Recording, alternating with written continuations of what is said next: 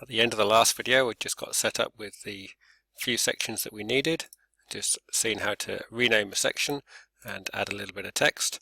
It's a bit boring with just this blankness here, so always very good idea to have some visual cues that will help the students to find what they want once they get used to it very quickly. Quick and dirty way to do this, if I just Google statistics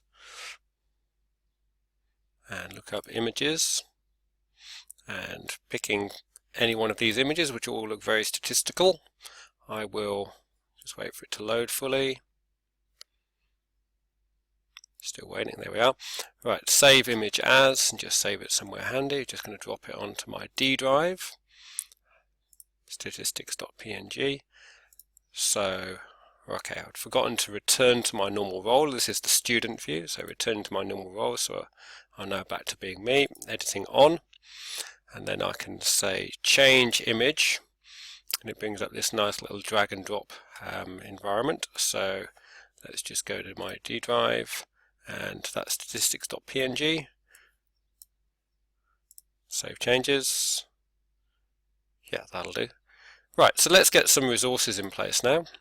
And for statistics, let's imagine that I wanted to grab a file which I have in my folder over here. Say the Beijing 2008 medal table, that'll be useful for statistics. I'm just going to drag that right across and drop it in the correct section. You can see you have to be a little bit careful where you drop it. Dropping it right there updates it. Say I didn't necessarily want to have exactly that title, I can click the edit title button, Beijing 2008 medals, and hit enter to make it take that change. Say I'd accidentally dropped it in the wrong section, I can just drag it down here. Luckily it was in the right section. So that's uploading a single file, very straightforward, very simple. Really important, I think, to name things well.